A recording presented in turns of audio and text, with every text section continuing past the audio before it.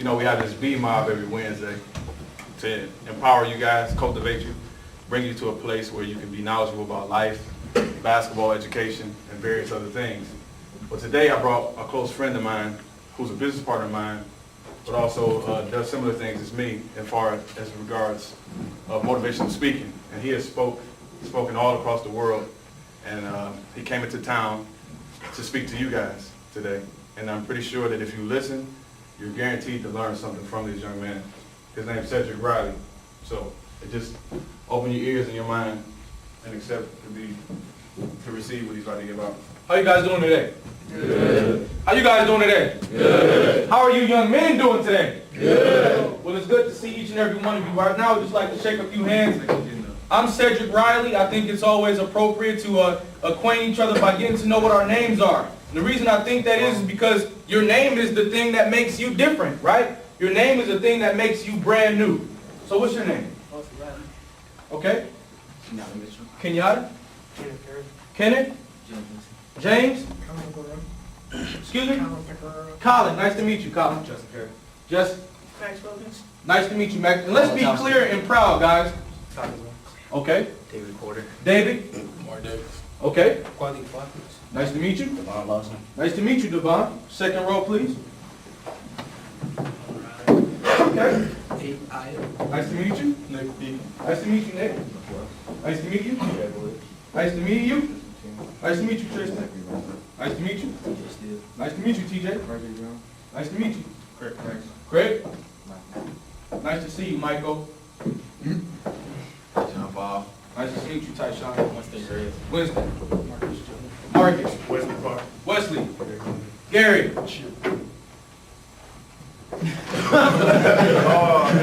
Good to see you guys today. Well, I know that Benedictine is a great institution. It's a great place to become a young man. It's a great platform to enter the world into manhood. My first lesson in life came from my grandmother. That lesson was to iron my slacks and keep family first. And so when we went to school, we walked to school and we would come back. Sometimes my grandmother would pass out on the floor due to alcoholism. Sometimes her anxiety would be so much that we would cook dinner ourselves or sit around and wonder, when will grandma wake up? When will things return to some type of normalcy?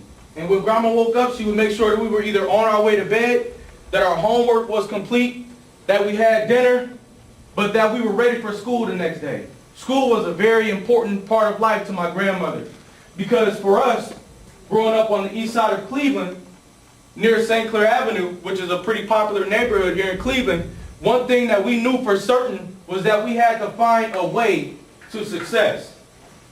How are we going to build from where we were to a point of success? That would have to amount to a building. I mean, if you start from here, that's going to take a lot of building until you have something that not only you can stand on, but your family members can stand on too, correct? Yes. And so my mother would call home from the penitentiary. She was in jail. And my uncles would call home from the penitentiary. They were in jail too. And their message to me was, help take care of the house, Cedric. Be a man of the family. Make sure that the garbage is taken out. Are you taking care of the house? How many of us are in some sort of way responsible for taking care of the house? And so at a very young age, I began to realize that life is not only about myself and my own 2 feet in the building that I'm going to build to stand on. It's about building something on which my family could stand, because as one, I can only go so far. But as a part of my 5 brothers and sisters, we are a much larger statement, right? We're a much larger expression of our mom and dad, right? We are a lot more powerful, right? And so in my mind, I became not just me. I became myself and my brothers and sisters. I'm the oldest of my brothers and sisters. Now, at the time of about 4 years old for me, life became very interesting. I wrote cursive, I enjoyed school, and I had 2 younger sisters.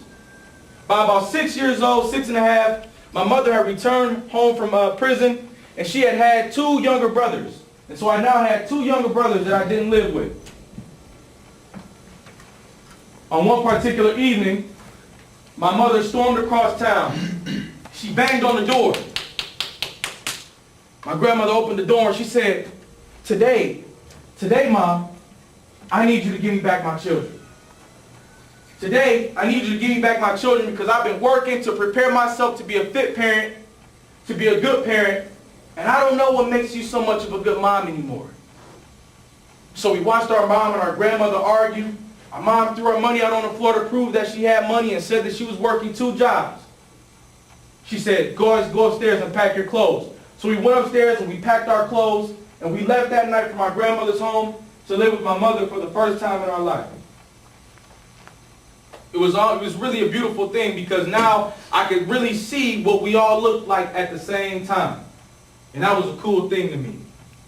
Now here, far away from the urban part of St. Clair where we were, we had a big screen television. My mom had a female partner, which was kind of different. But we went out to the movies on weekends. I had my hair cut regularly. I received an allowance. I got to go to the store every day, get an ice cream cone and some candy.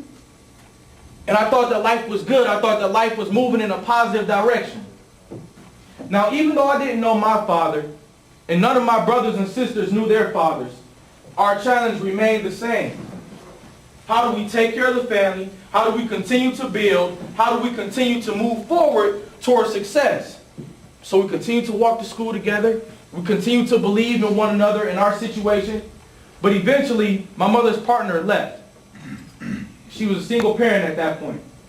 So now as a single parent, a proud parent, a tenacious parent, a parent with pizzazz, a parent with a lot of passion, my mother believed that we would be okay, even though we didn't have our fathers in the picture. So we went to church twice a week. My mom worked 2 jobs, and we thought that everything was fine, but eventually my mother became depressed because of her lack of support, right? Lack of support led to my mother feeling some sort of anxiety. And on one day she said, I'm going to take you guys to my friend's house. She took me and my 4 brothers and sisters down the street. She knocked on the door of the Greens home and said, would you guys watch my kids for a couple of hours? They said, sure, no problem. So my mom left and we sat there for 2 hours watching Jeopardy and smiling, playing spelling bee. 2 hours became 3 hours. 3 hours became 4 hours. And by 11 o'clock, the Green family was mad because our mother had not returned.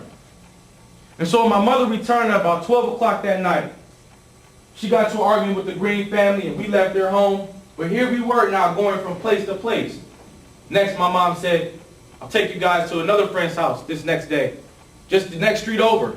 Said, would you watch my kids for a couple of hours? And her friend said, sure. Now after about 4 hours and we know what's going on, we know our mom's leaving for longer than she said she would, right? She got back later that night, an argument ensued. My mother walked us back home, still with the same pride, walked us back home, and we knew that things were getting ready to change. After 6 months of living with our mother, we received an eviction notice. Our landlord said, you guys are going to have to move out. Good kids, I like you, I know what you're trying to do and everything, but the rent has to be paid. So my mom said, okay, we'll move out. Now, this was an interesting time in our lives because we were going to church every Sunday and we were appreciating the music and the spirit and the ambiance and the people, right? My mother met a gentleman named Greg who said, if you guys ever need a place to stay, here are the keys to my home. This truck driver gave my mother a spare set of keys to his home. He said, if you ever need a place to stay, here are the spare keys to my home. Now, when we received this eviction notice, we took our clothes and we went to this home 3 streets over. Now, this truck driver came home on this particular Sunday and saw 5 kids and our mother sitting on his couch watching what was then the WB. Greg had a choice at that point to either kick us out or to allow us to stay with him.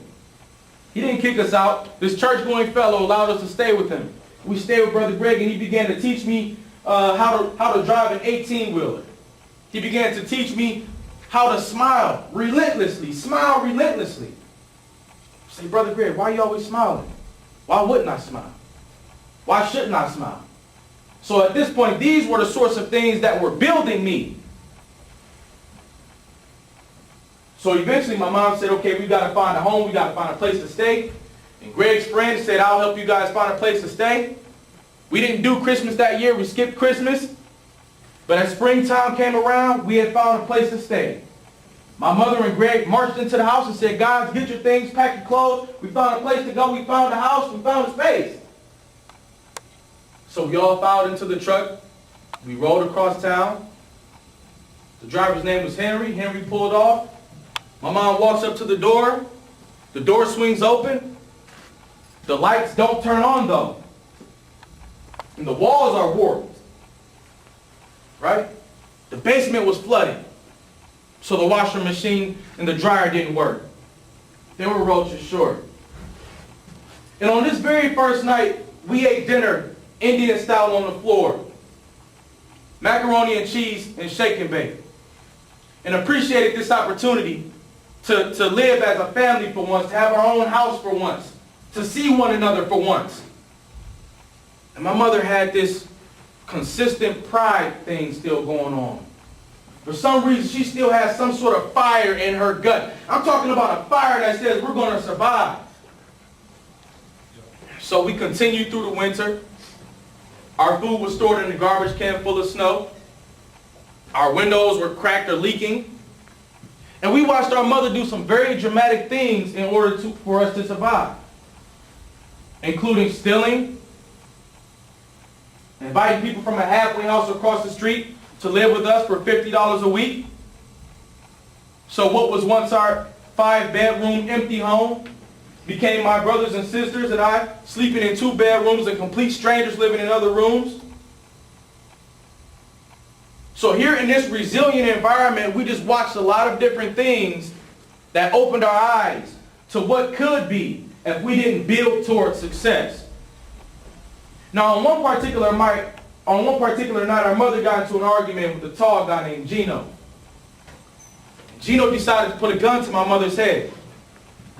And at this particular moment, my grandmother was living there too. When she stormed out of the house, she moved my mom out the way, and she stood in front of the gun and said, "Don't touch my daughter. Shoot me if you're going to shoot anyone." Gino decided to put the gun down. He went back home and told his sister about what happened that night, the crazy altercation he had with my mother on that one-way street. And the next day, myself and my brothers and sisters, we got off the school bus. We ran into the house with our report cards in hand. See, somehow the drive and the fire and the tenacity that we had still led to us getting pretty decent grades in school. So we had B's and A's and a couple C's maybe. And we walked into the house and our mother lay sprawled across the bed like this with an expression of anguish. And I said, "Mom, what's going on? What's the problem? You know, I've never seen you just lay across the bed like that and look at us so solemnly as we come in from school." She said, "Well, a social worker stopped by today. And that social worker said that they were going to come back and take you guys and put you all in foster care." She said, "But you know what, Cedric? I told that social worker that if she wanted to take you guys away from me, then she's going to need an entire army." Now at this point, me and my brothers and sisters, we sat back and we thought, well, what is foster care? What's this getting ready to mean? What's this getting ready to mean?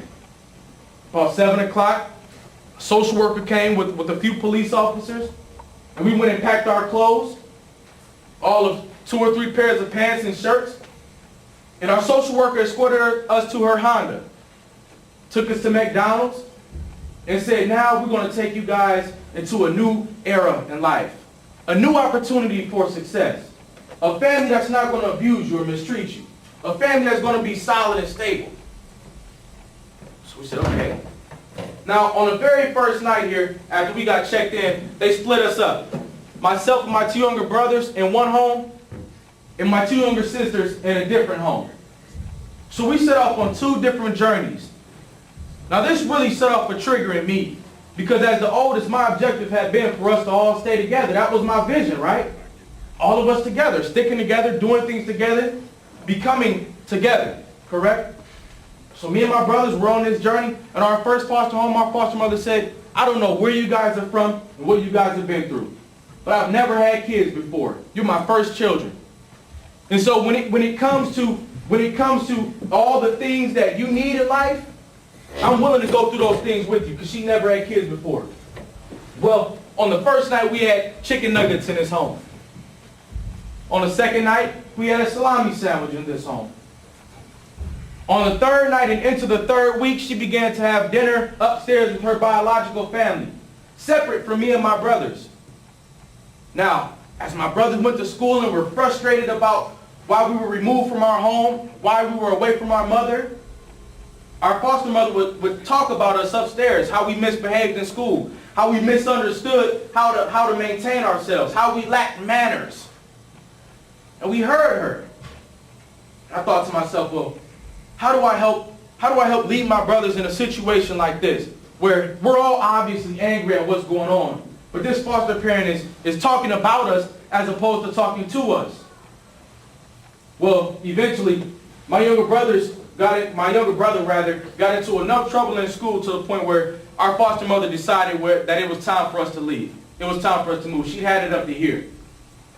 So my younger brothers moved first, but I felt like I needed to be where they were. So I moved into this home too.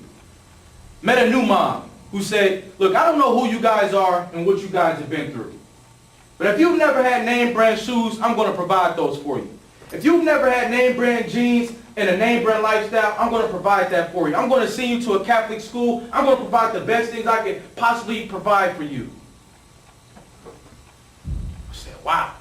Never had a pair of Tommy jeans, a pair of Air Jordans, in a Catholic school education, and an opportunity to be successful unlike the people around me. So I said, well, I'll give it a shot, right? She said, you have to call me Mom. So I loved her like my mom. But I also loved my little brother, and my baby brother, my little curly-haired little brother. But see, when my younger brother got in trouble in school, as we all have at times, she would beat my brother to the point where his eye would be black, and his nose would be bleeding. And I could hear him in the next room crying and running away from her.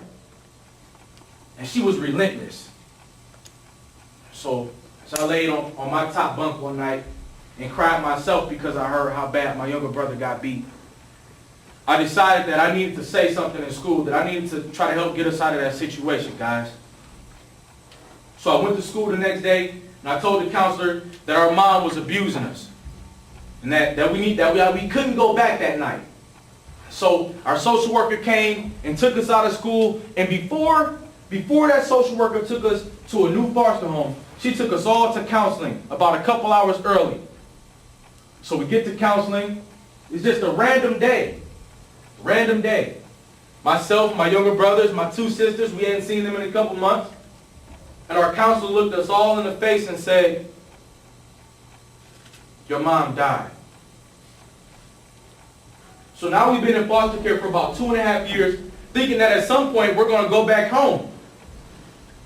Counselor says, your mom's passed away. In fact, we don't know how she passed away. We just know she's passed away right now. That's all we've got. We went to the funeral.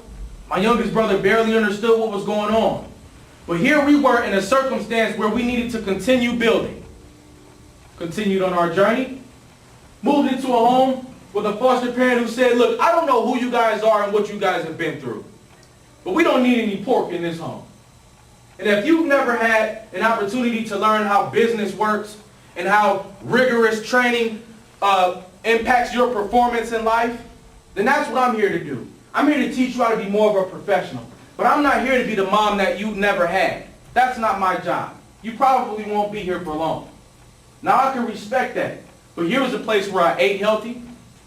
I learned that you can't chase the deer in the suburbs because the deer chase you back. I realized so many things about a positive lifestyle that had an appreciation for this home. Yet when conflicts continued to occur here, she did not have a large tolerance for misbehavior. And so eventually she had it up to here, right? And it was time for us to move. Now this is conditional parenting. Most of the times as young people, we look for unconditional parents. Parents who are going to understand when we're right, parents who are going to understand when we're wrong, parents who are going to understand when we're strong, and parents who are going to understand when we're hurt. This was a parent who said, hey, you guys misbehave too much. And so therefore, our time together has come to an end. So we were used to this at this point. Our social worker came and got us and moved us to another foster home where our foster mother said, hey, I'm glad you guys are here. Go ahead and have a seat in the living room. So myself and my two younger brothers, we sat in the living room, we twiddled our thumbs, and we thought, I wonder what sorts of promises this lady's going to make to us tonight. What sorts of things is she going to say that she's going to do for us that's never really going to happen? In fact, how much of all of this is really going to be a lie? After about 20 minutes, she called us all into the kitchen, and she gave everybody at the table a pork chop. And then she handed me a basket of French fries. And I thought at that point to take a couple fries and to pass the basket. But she stopped me before I could pass that basket, and she said, Cedric, that entire basket of fries is yours. Because I don't know that you ate yesterday, but you'll eat tonight. I don't know how you've been treated in the past, but here you can eat everything that's on your plate, as long as you eat everything that's on your plate. In the morning, make sure that your clothes are ironed. Make sure that all your work is done before you go outside, and you will receive an allowance. But if you can't do those upright things, Cedric, then you and I are not going to have a good relationship. Now I realized at that very moment that this was somebody who could be a really good mother to me. Somebody who could help me to become the person that I so wanted to become. So I listened. How many of us decided to listen before? So I decided to listen because I could tell that she was concerned. I could tell that she loved me. So I listened, and after about 2 years, because foster care was temporary, after about 2 years, a family came along and said that they wanted to adopt me and my two younger brothers. Now at this point, I'm 15 years old. I would like to get my license. I would like to drive to prom, possibly. I would like to do things like spend a night at my cousin's house without the social worker having to investigate their home. I wanted to feel free. I didn't want to go to another foster home and go through it all over again. I wanted to be adopted at this point in my life. I wanted to be adopted at this point in my life. So I was willing to adapt. I made this clear to my foster mother, and I actually ran away on this day when this family came to visit. I ran away, ran down to Taco Bell. She came looking for me. She was driving around. And when she found me in her van, she said, Cedric, you don't have to run away from me. I'm not going to hurt you. In fact, you don't have to go anywhere. You can stay with me. I'll find a way for you to be adopted into this family. But don't ever run away from me. So I took that into major consideration. But what ended up happening was that my two younger brothers moved with this family. My two younger brothers moved with this family and were adopted by this family in Akron, Ohio. My foster mother, she called her daughter who lived in Cincinnati, Ohio, and asked her if she would be willing to adopt me. Her daughter said, yeah. So I had an opportunity at that point to move to Cincinnati to experience a whole new lifestyle. I moved down to Cincinnati through my second year of high school. Halfway through my sophomore year of high school, I moved down to Cincinnati.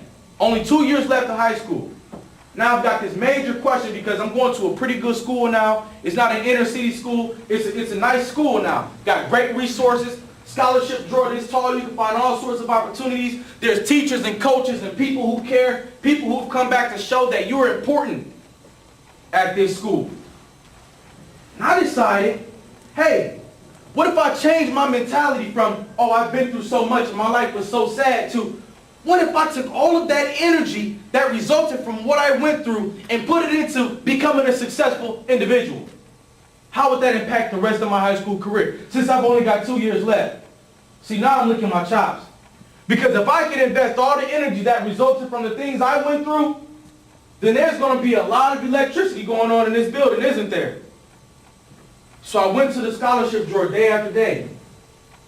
I built a relationship with the teacher who taught a class called DECA. I built a relationship with the newspaper. I became a newspaper editor. I became a varsity wrestler. It's my first time wrestling. How many of you guys wrestled before? That's an intense sport, man. It's like I was in some of the best shape of my life.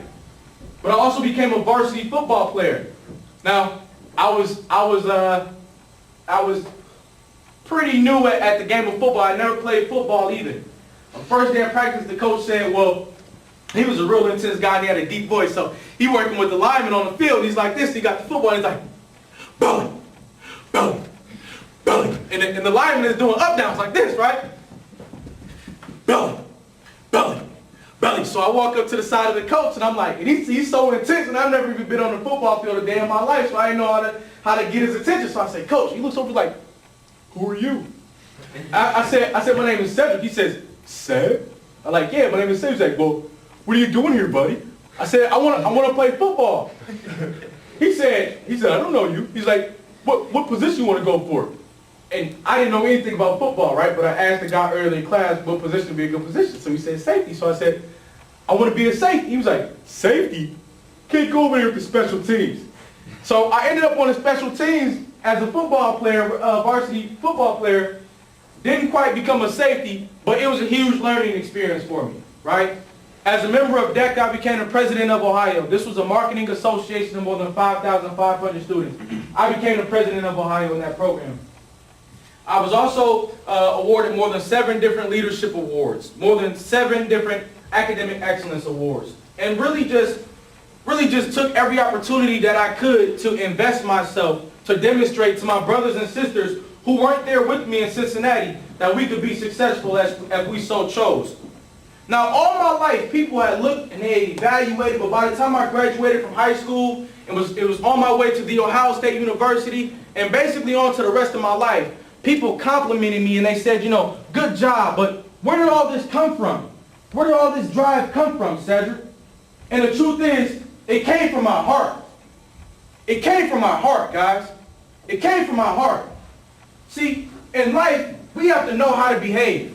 We have to know how to do things. And all that we have to rely on in order to know how to be right is that from which we came, which is your heart, the things that affected your heart. Now, I realize that there are certain things in life you have to be able to do by heart. So in a game of basketball, you have to be able to control the ball, right?